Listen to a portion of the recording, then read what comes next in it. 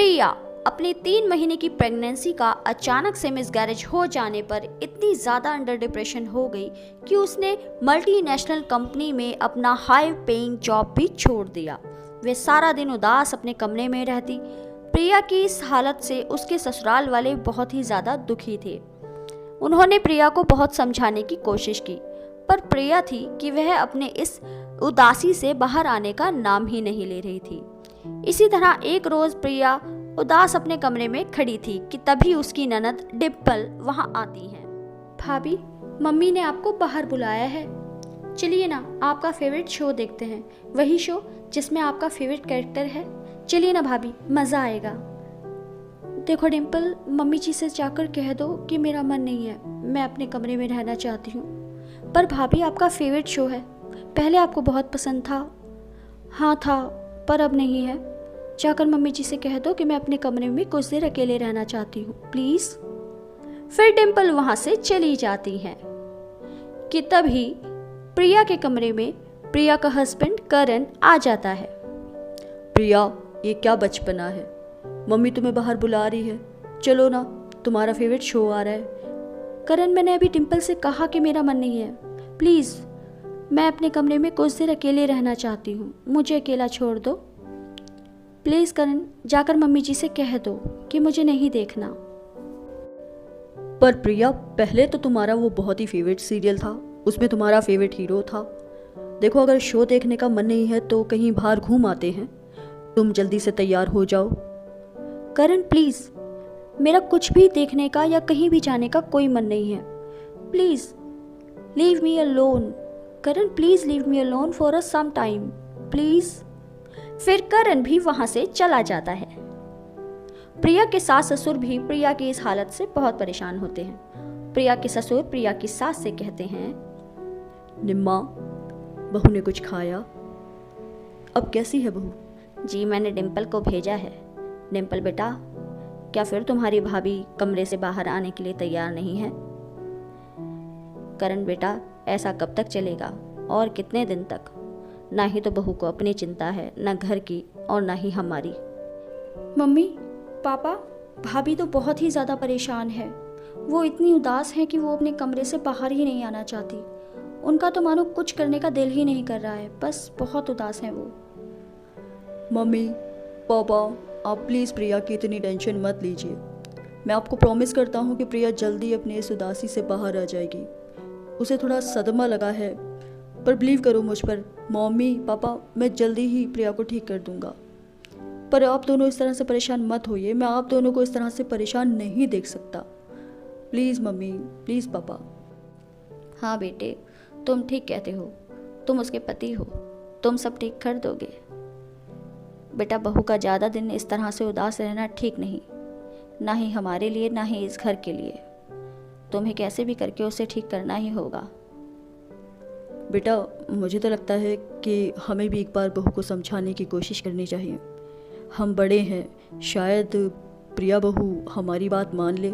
वैसे तो वो इस वक्त बहुत ज़्यादा सोचने समझने की स्थिति में नहीं है, पर हमें तो अपनी कोशिश करनी चाहिए। प्रिया के ससुर प्रिया को समझाने के लिए उसके कमरे में चले जाते हैं। प्रिया बहुत ही उदास अपने कमरे में खड़ी होती हैं कि प्रिया के सास ससुर वहाँ आते हैं। प्रिया बेटे, हमारी तरफ देखो।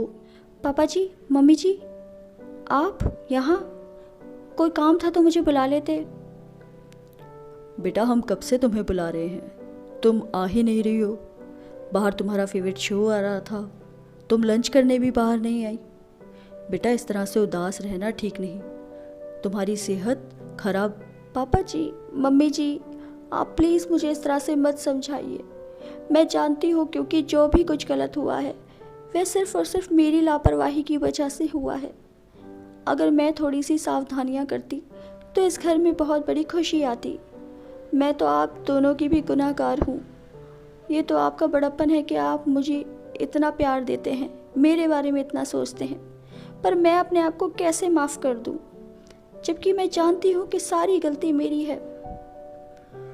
प्रिया अपने सास ससुर के आगे भावुक होकर रोने लगती है। दरअसल प्रिया को लगता है कि उसके लाइफ में जो भी कुछ हुआ है वह सब उसकी ही गलती है। प्रिया के सास ससुर भी प्रिया को समझा नहीं पाते और वह भी प्रिया की इस हालत से उदास हो जाते हैं। फिर एक रोज प्रिया का मोबाइल बजता है।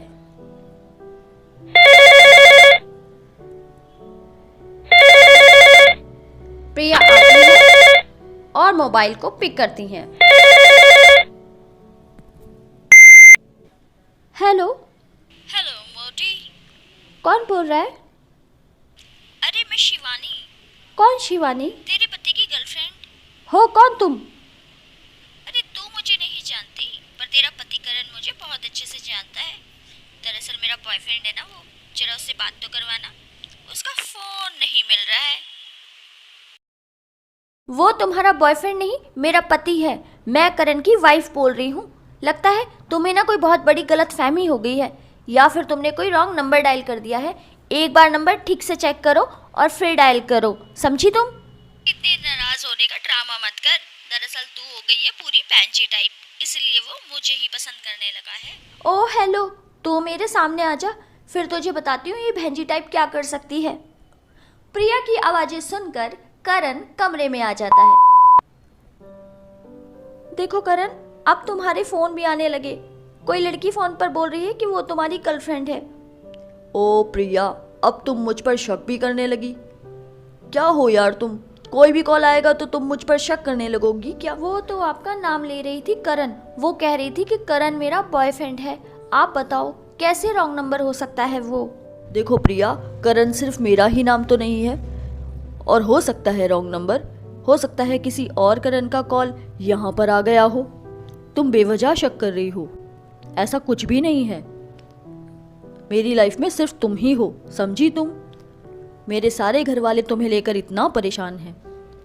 पर वो तो कह रही थी ना। और करण, मैं डर गई थी थोड़ी देर के लिए, मुझे लगा। अरे यार, डरने की कोई बात नहीं है प्रिया। मैं सिर्फ तुम्हें चाहता हूँ, और मेरी फैमिली को देखो, सारे के सारे तुम्हें लेकर कितने परेशान हैं। तुम बेवजह शक कर रही हो। अब चलो बाहर चलते हैं और कहीं थोड़ा सा घूम कर आते हैं, तुम्हारा मूड फ्रेश हो जाएगा। बोलो चले? फिर प्रिया करण के साथ बाहर चली जाती हैं। अगले दिन प्रिया सुबह नहा धोकर खूब सारा मेकअप करके तैयार होती है और अपने आप को आईने में देखकर कहती है, भला मैं और मोटी, वो भी किस एंगल से? कोई पागल ही थी। मैं तो बिल्कुल भी मोटी नहीं हूँ, लगता है कोई रॉन्ग नंबर ही था। मेरे करण मुझे बहुत प्यार करते हैं। पागल कहीं की। प्रिया अपने आप को आईने में देखकर यह सब बड़बड़ा ही रही होती है कि वहां प्रिया का हस्बैंड करण आ जाता है। क्या बात है, आज तो सुबह सुबह नहा धोकर तैयार हो गई। बहुत अच्छी लग रही हो प्रिया, ऐसे ही खुश रहा करो। हाँ, मैं सोच रही थी कि मैं किस एंगल से मोटी हूँ। कल वो शिवानी मुझे मोटी बोल रही थी, पागल कहीं की। अरे यार, उसकी बात छोड़ो और मुझे नाश्ता दे दो, मुझे जाना है ऑफिस। फिर दोनों बाहर चले जाते हैं। प्रिया किचन में आती है करण के लिए नाश्ता लेने के लिए कि वहाँ प्रिया की सास और प्रिया की ननद आ जाते हैं। अरे प्रिया बेटे, आज तो तुम सुबह सुबह किचन में करण के लिए नाश्ता लेने आई हो, बहुत अच्छी लग रही हो बेटे। हाँ भाभी, आज तो आप बहुत अच्छी लग रही हैं, और ये साड़ी भी आप पर बहुत अच्छी लग रही है। भाभी, आज तो सच में आपका मेकअप बहुत अच्छा लग रहा है। Thank you Dimple. अब मैं करण के लिए नाश्ता लेकर जाऊँ मम्मी जी, वो बाहर वेट कर रहे हैं। Thank you so much. फिर प्रिया बाहर हॉल में चली जाती हैं। प्रिया बाहर हॉल में आती हैं, वहाँ प्रिया के ससुर प्रिया को देखते हैं। नमस्ते पापा जी, आपने नाश्ता किया? हाँ बेटे, मैंने नाश्ता कर लिया। और तुम? आज तो तुम्हारी तबीयत बहुत ही अच्छी लग रही है। क्या बात है बेटे, ऐसे ही रहा करो खुश। फिर प्रिया करण को नाश्ता देती है और वहां से चली जाती है। मोबाइल फिर से बजने लगता है। प्रिया कमरे में आती हैं और कॉल रिसीव करती हैं।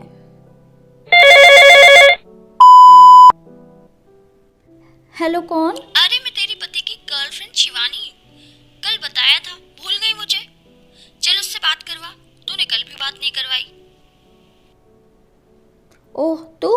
तूने फिर कॉल किया? तुझे कल कहा था ना मैंने। देख, तुझे कोई गलत फहमी हो गई है। मेरे पति करण सिर्फ मुझे चाहते हैं, समझी तू? प्रिया की आवाज़ें सुनकर कमरे में करण भी आ जाता है और प्रिया से मोबाइल मुझे मांगने कोई लगता है। गलतफहमी नहीं हुई है। मैंने बिल्कुल सही नंबर डायल किया है। लो प्रिया, तुम्हारा मैं पति बात करूं? तुमसे झूठ बोल रहा है। मैं सच बोल रही हूँ। मुझे मोबाइल दो। चाहो तो तुम अपने पति कि के सामने तभी मेरी बात करो। प्रिया की बहन उससे अभी पता चल खुशी जाएगा। भी बोलो, प्रिया के कमरे में आ जाती हैं। बोलो प्रिया, बात करवाओगी अपने पति से? अरे तू खुशी यहाँ पर? तू मुझे फ़ोन कर रही थी? तू मुझे पागल बना रही थी? हाँ दीदी, आप तो अपने सदमे से बाहर आने का नाम ही नहीं ले रही थी। तो फिर जीजा जी ने मुझे जब बताया तो मुझे यही करना पड़ा। सॉरी दी, पर क्या करती। हाँ प्रिया, मैंने ही खुशी को कहा था कि तुम्हें वो इस तरह से कॉल करे ताकि तुम्हारा मूड, तुम्हारा दिमाग डाइवर्ट हो सके। सॉरी प्रिया, बट ये ज़रूरी था। तो दोस्तों, देखा आपने किस तरह से प्रिया को उसके सदमे से बाहर लाने के लिए करण ने ये सब किया। ये सब जो भी किया अच्छा ही किया, क्योंकि प्रिया अपने सदमे से बाहर तो आ गई। तो दोस्तों, हमारी लाइफ में भी इस तरह की घटनाएं कभी कभी हो जाती हैं कि जिनके लिए हम या तो खुद को या फिर दूसरों को दोषी ठहराने लगते हैं, पर ये बिल्कुल गलत है। हमारी लाइफ में कुछ भी घटित हो, हमें उसके लिए ना ही तो खुद को और ना ही किसी और को जिम्मेदार ठहराना चाहिए, क्योंकि जो होना है सो तो होना ही है और हम तो अपनी तरफ से बेस्ट ही ट्राई कर सकते हैं। खैर, ये थी आज की स्टोरी, जिसका किसी भी व्यक्ति या विशेष से कोई भी संबंध नहीं है। तो अगर कहानी आपको अच्छी लगी हो तो वीडियो को लाइक करना बिल्कुल भी मत भूलिए और जल्दी से मेरे चैनल को सब्सक्राइब भी कर लीजिए। और हाँ, कहानी आने में स्टोरी आने में थोड़ी सी लेट हो जाती है, सो उसके लिए वेरी वेरी सॉरी। और अगर आपको कोई क्वेरी है तो आप कमेंट में शेयर कर सकते हैं। और अगर आप पर्सनली कोई टॉक करना चाहते हैं तो आप हमें ईमेल भी कर सकते हैं। हमारा ईमेल एड्रेस हमारे डिस्क्रिप्शन में है, वीडियो के चैनल के डिस्क्रिप्शन में हमारा ईमेल एड्रेस है। सो दोस्तों, good bye, take care and love you friends.